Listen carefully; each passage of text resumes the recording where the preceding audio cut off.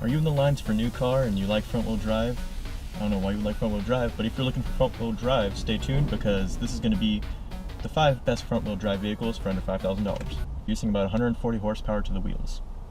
Not to the wheels, but to the front wheels, but not to the wheels. Hey, what's up you guys? So this is the 5 best vehicles in my opinion of what you can get this front-wheel drive for under $5,000. So first off, I want to start off with the Scion TC. It's a 2.4 liter 4-cylinder making about 140, 160 horsepower-ish to the front wheels. This hits close to home because my last car was a Scion TC, and it's not too bad of a car.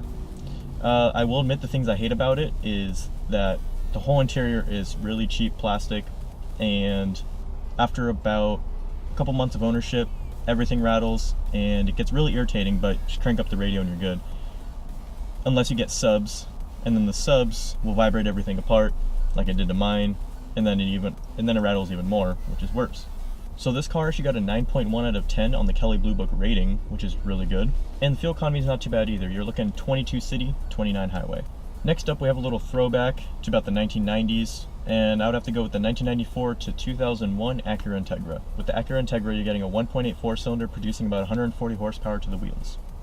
Not to the wheels, but to the front wheels, but not to the wheels. Get what I'm saying? Now this car does get pretty good gas mileage. You're looking at 25 in the city and 31 on the highway. And these cars, of course, are all going to come in manual transmissions. I mean, you can get automatic, but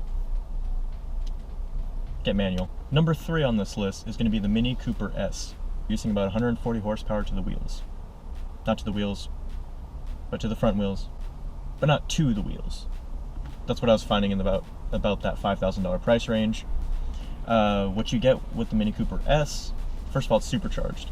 It's awesome because if you change out the pulleys, you can get a little bit more boost out of the car, and you can make it a pretty fun car. Now, it would be even more fun if it was rear wheel drive, but it's front wheel drive, so this is what you gotta deal with. In the car, you get a 1.6 liter 4-cylinder, and again, fuel economy is not too bad. You're getting about 25 in the city and 34 on the highway, which means combined you're getting probably like 27, 28, 29.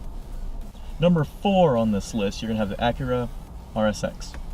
Now, if you can find the RSX Type S sport model, definitely get that.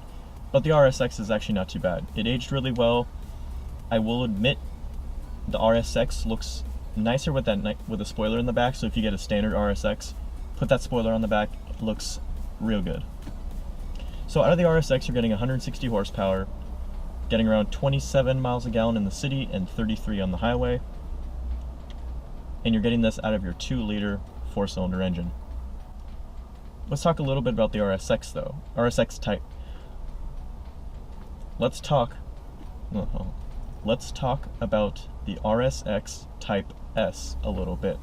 There we go, got it. So with the RSX Type S, you're still getting a 2-liter 4-cylinder engine. Only thing different is you're getting 201 horsepower instead of 160. So it's a little bit of a boost, and the engine is built a little differently. Fuel economy wise, you're getting 23 in the city, 31 highway, so it's not too bad. All these cars are pretty decent in gas mileage because they're 4-cylinder. So, now number 5 on the list, a lot of you might not like, but for the price, for the fuel economy, for, I guess, just being fun in general, being able to put out a lot of power with just to be able to put out a lot of power with some cheap modifications, I'm gonna have to put the Honda Civic.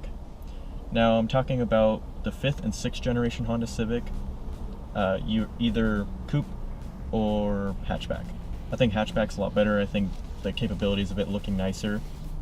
I think it has a lot more capabilities to look nicer.